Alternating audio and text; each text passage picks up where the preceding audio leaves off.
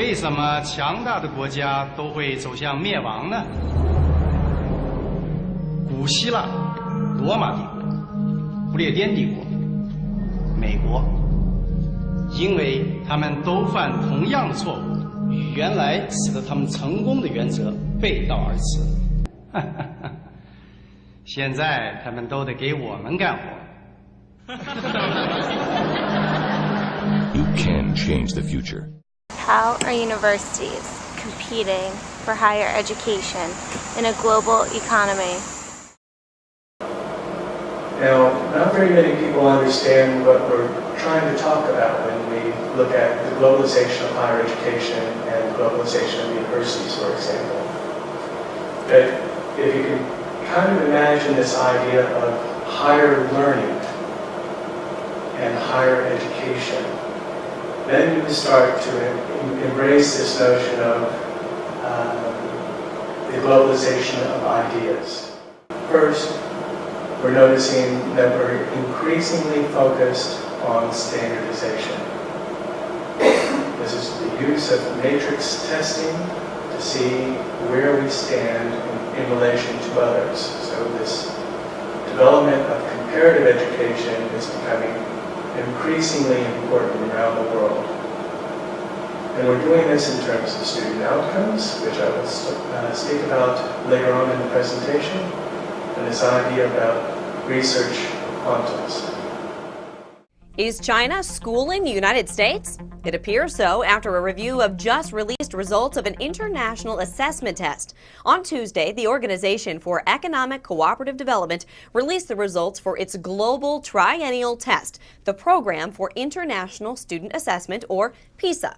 In the past 3 tests, Finland received the gold star every time. But this year, MSNBC reports, Finland's out, the U.S. was left sleeping in class, and the new kid aced the exam. Among the 34 top developed nations, American kids are average. The U.S. scored 14th in reading, 17th in science, and 25th in math, slightly higher than the last time the tests were given. But the really stunning news comes from China and the province of Shanghai, where students scored better than anyone else in the world after taking the test for the first time.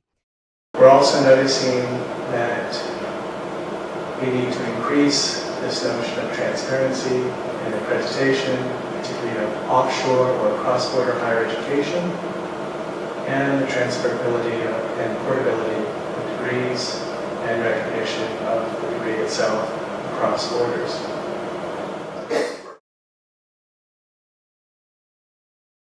President Obama, as we said, addressed the UN General Assembly, talked about a lot of different things, and among those topics, the right Americans should have to earn a decent wage. But as unemployment in the United States hovers around 10% and the likelihood of a double-dip recession looms, there's a new trend that's gaining ground, and that is trying to accomplish the American dream outside of America, many even traveling halfway across the world to India.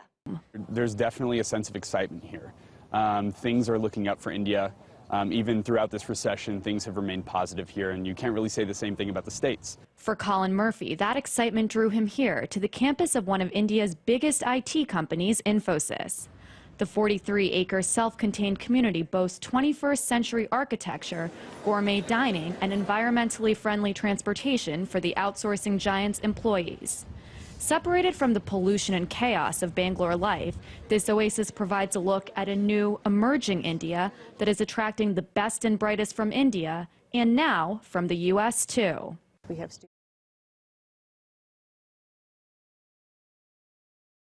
I went into the classrooms and saw how they were teaching. I talked with students.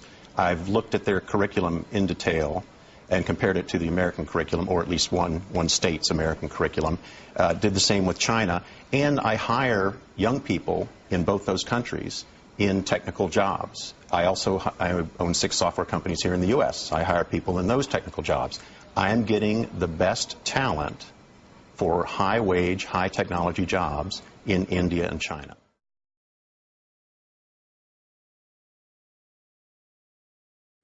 In a single generation, revolutions in technology have transformed the way we live, work, and do business.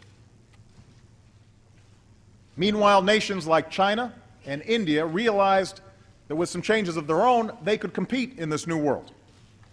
And so they started educating their children earlier and longer, with greater emphasis on math and science. They're investing in research and new technologies. Just recently, China became the home to the world's largest private solar research facility and the world's fastest computer. So yes, the world has changed. The competition for jobs is real. But this shouldn't discourage us. It should challenge us.